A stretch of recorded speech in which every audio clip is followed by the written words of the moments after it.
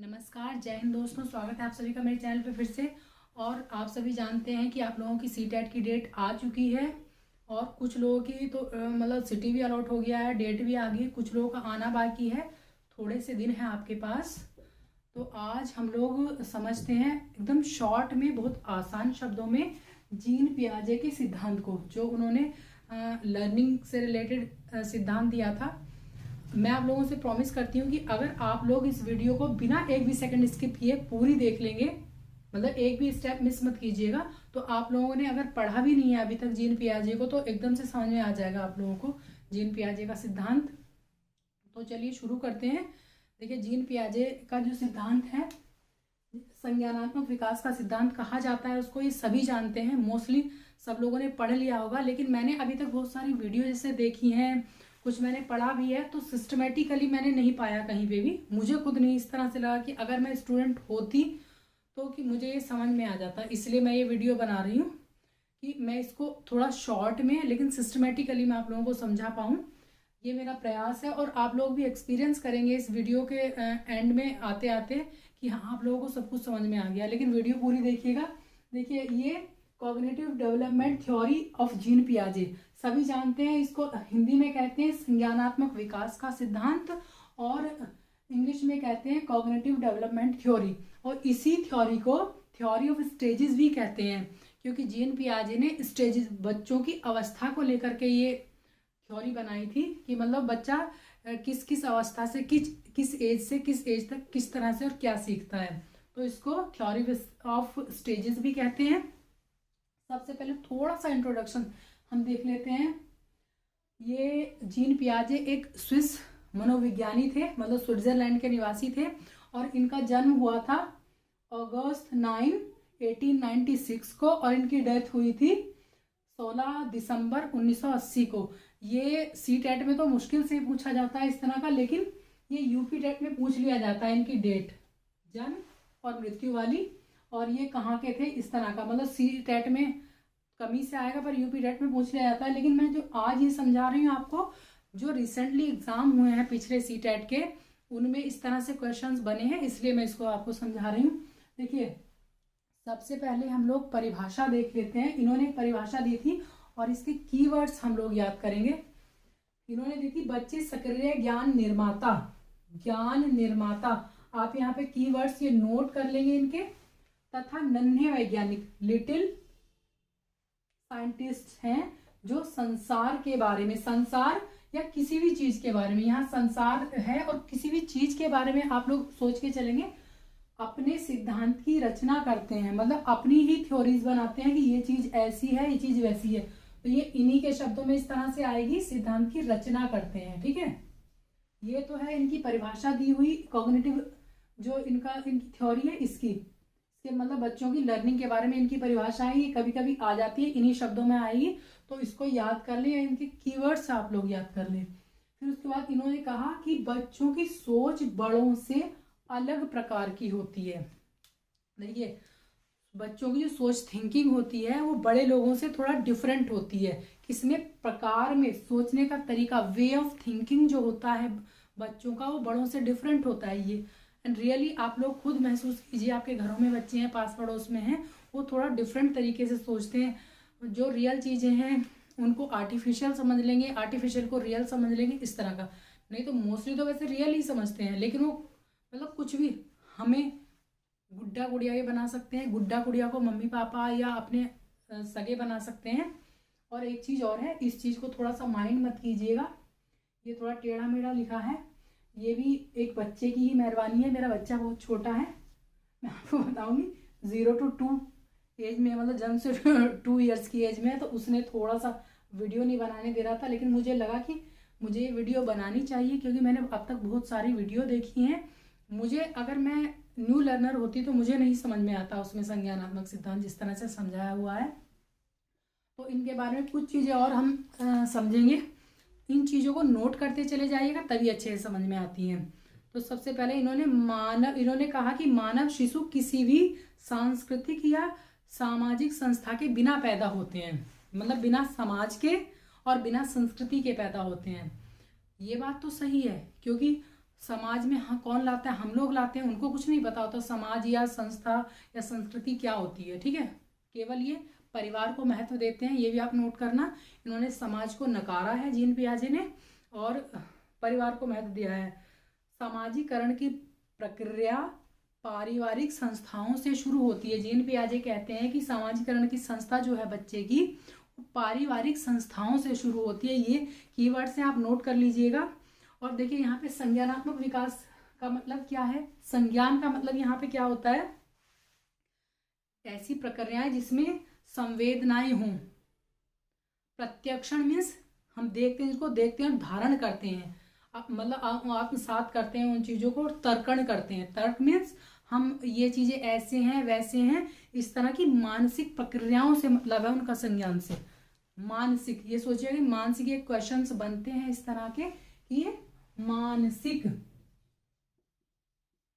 ये इनके बारे में आप लोग ये नोट कर लीजिएगा। ये कीवर्ड्स हैं, मानसिक प्रक्रियाएं, ऐसे मानसिक प्रक्रियाएं हैं ये जो संज्ञान है। ठीक है, अब यहाँ तक हम लोग आ गए। सबसे मेन पॉइंट पे हम लोग आते हैं। इन्होंने जैसे कि थ्योरी ऑफ स्टेजेस है, तो इन्होंने किस तरह से समझाया है। सबसे पहले हम लोग अवस्थाएं ही समझेंगे। एक तरफ आप लोग नोट बनाइए, देखिए एक तरफ लिखिएगा स्टेजेस और दूसरी तरफ लिखिएगा कि इन्होंने किस स्टेज में बच्चा किस तरह से क्या एक्टिविटीज करता है, उसकी ये एग्जाम में आया है, इसलिए मैं इनको मैंने इस तरह से लिखा है। आप बड़ी कॉपी में नोट बनाइएगा, एक तरफ लिखिएगा स्टेजेस और एक तरफ लिखिएगा कि बच्चे किस तरह से क्या क्या एक्टिविटी करते हैं, क्या क्या उनकी आदतें होती हैं। ठीक है, इस तरह से लिखिएगा। और जो अवस्थाएं हैं, 4 अवस्थाएं, आपको भी पता है कि 4 अवस्थाएं जीन पियाजे ने बताई हैं। इनकी SPCF शॉर्ट में कह सकते हैं, इसी के अकॉर्डिंग आप लोग लर्न कीजिएगा। तो पहली अवस्था है संवेदी पेशीय अवस्था, इंग्लिश भी साथ में याद करते चलिएगा इनकी। ये है sensory motor stage. Motor means गति, मोशन, क्योंकि एक ये बच्चा अपनी जिंदगी में मतलब पूरी जिंदगी सीखता जाता है, उसमें गति होती है, इसलिए इन्होंने मोटर स्टेज कहा है इसको। ठीक है, प्रक्रिया कहा है। तो इस एज में बच्चा देखिए 0 मतलब जन्म से 2 वर्ष तक का बच्चा होता है ये। तो ये बच्चा कैसे सीखता है, यहाँ पे आप लोग नोट कीजिएगा दूसरी जगह पे, एक तरफ स्टेजेस और एक तरफ ये कैसे सीखता है, अपनी ज्ञानेंद्रियों के माध्यम से सीखता है। क्या सीखता है, आँख, नाक, कान, जीभ और स्किन के स्पर्श, ये आता है, स्पर्श से सीखता है बच्चा इस एज में, जन्म से 2 वर्ष का बच्चा। आपने देखा होगा आपके घर में अगर बच्चे होंगे, आप उसको कितना भी मना कीजिएगा वो आग के पास जाता है। जैसे कि मेरा बेटा है, उसी की मेहरबानी है कि मैंने उल्टा सीधा लिखा है, क्योंकि वो अभी 2 साल का हुआ है, अभी 16 दिसंबर को, तो वो बनाने ही नहीं दे रहा था वीडियो, लेकिन मुझे लगा कि मुझे वीडियो जरूर बनानी चाहिए। 5-6 दिन से मैं कोशिश कर रही हूँ। वो बार बार मना करने पे भी आग के पास जाएगा, ठंडे पानी के पास जाएगा, सर्दियाँ चल रही हैं, लेकिन जब हाथ जलेगा तो पीछे कर लेगा एकदम से। तो बच्चे अपनी ज्ञानेंद्रियों से सीखते हैं। आप कितना ही मना कर लीजिए, उनको कुछ नहीं पता है, उनको डरा लीजिए, धमका लीजिए, वो डर नाम की चीज़ नहीं जानते हैं। बस उनको अगर लगा है, तेज आवाज़ आ गई तो डर जाएंगे सडनली।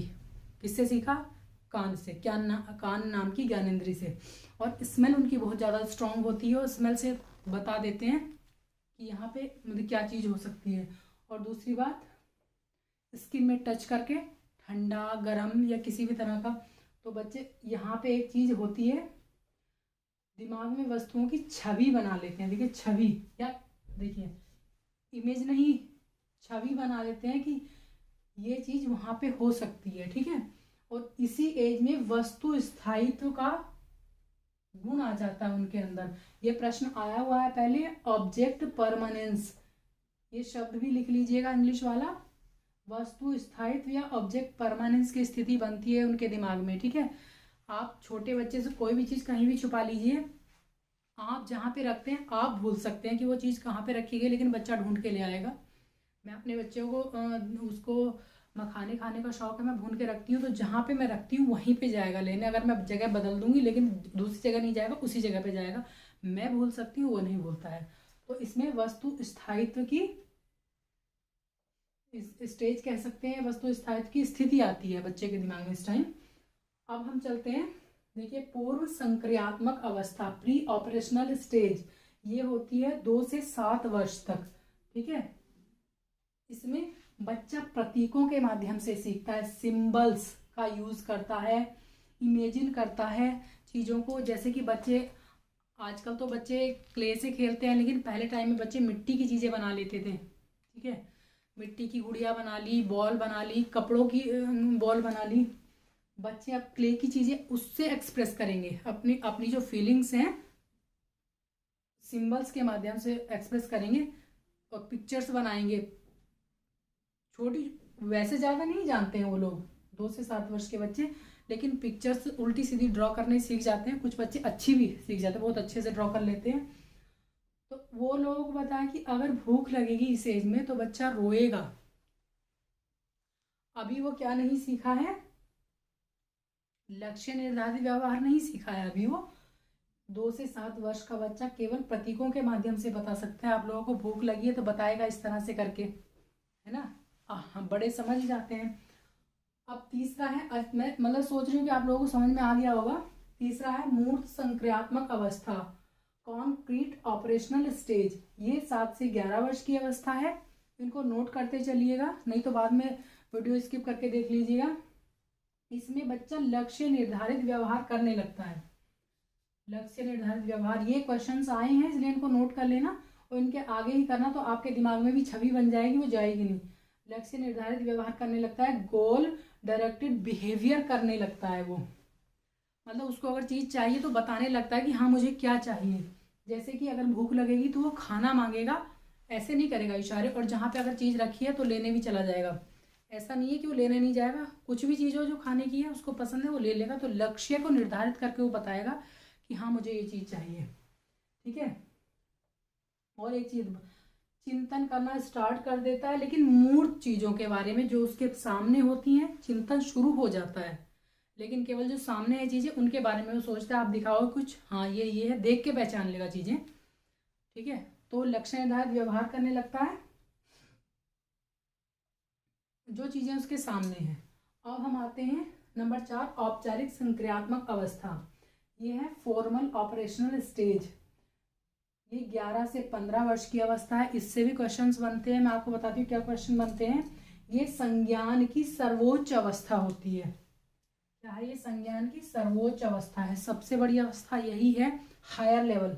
ठीक है, इसमें बच्चा सब कुछ समझने लगता है, अमूर्त चिंतन शुरू कर देता है, एब्स्ट्रैक्ट थिंकिंग, जो चीज़ें उसके पास नहीं है। अगर सपोज कोई मतलब टीवी चल रहा है, उसमें कोई प्रोग्राम चल रहा है तो वो दूर से देख के बता देगा इस प्रोग्राम का सब्जेक्ट ये है, मतलब इस चीज़ के ऊपर ये प्रोग्राम चल रहा है। जो चीज़ें उसने नहीं देखी है ना, लॉजिकल थिंकिंग यहाँ पे आ जाएगी। थिंकिंग पहले भी करने लगा था 3rd स्टेज पे, 7 से 11 पे, जो ये कॉन्क्रीट ऑपरेशनल स्टेज थी, लेकिन उस पर वो क्या था, लॉजिकल थिंकिंग नहीं थी उसकी।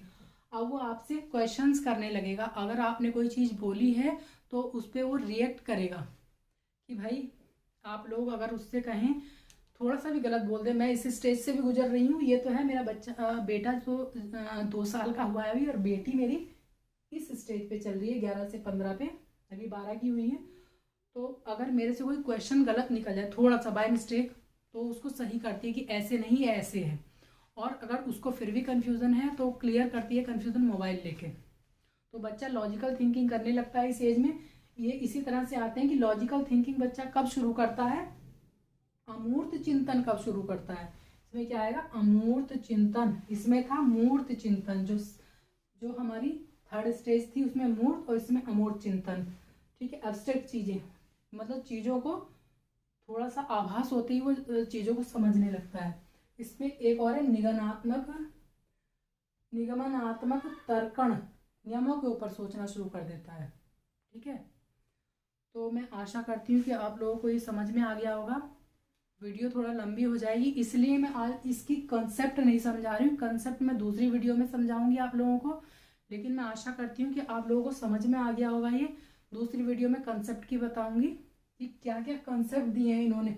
मैंने पहले स्टेजेस समझाना बहुत अच्छे से मुझे लगा कि स्टेजेस पहले बतानी चाहिए। वैसे तो ये होता है कि हम लोग ये चीज़ें बाद में, पहले हम सिलेबस बता दें, मतलब उसमें क्या क्या चीज़ें हैं, कंसेप्ट क्लियर कर दें। लेकिन ये चीज़ मुझे ऐसा लगा कि पहले मैं अवस्थाएं बताऊं तो अवस्थाएं आपके दिमाग में बैठ जाएंगी, फिर उसके बाद इनसे रिलेटेड क्या कंसेप्ट दिए हैं पियाजे जी ने वो चीज़ें मैं आपको बताऊं। तो ये मैं अगली वीडियो में बनाती हूँ और मैं आशा करती हूँ कि आप लोगों को ये बहुत अच्छे से समझ में आया होगा। वीडियो 1-2 बार आप देख लीजिएगा, पूरा समझ में आ जाए कि मैं क्या कहना चाह रही हूँ। और इस तरह से ही नोट्स बनाइएगा आप, इधर स्टेजेस लिखिएगा और इधर कि उससे इस एज से या स्टेज से रिलेटेड बच्चा क्या क्या उसके अंदर प्रक्रियाएं होती हैं, ठीक है, क्या मानसिक स्थिति क्या होती है, क्या चीज़ें वो दिमाग में लाता है। आशा करती हूँ कि आप लोगों को समझ में आ गया होगा। और अगर वीडियो अच्छी लगी हो तो वीडियो को लाइक ज़रूर करें और हमारे चैनल पर नए हैं तो चैनल को सब्सक्राइब ज़रूर कर दें। इसका कोई पैसा नहीं लगता है। मिलती हूँ आपको अगली वीडियो में। अगली वीडियो कोशिश करूँगी कि इनके जो कंसेप्ट हैं उसको बिल्कुल क्लियर कर दें। तब तक के लिए नमस्कार, अपना ध्यान रखिएगा, तैयारी अच्छे से कीजिएगा।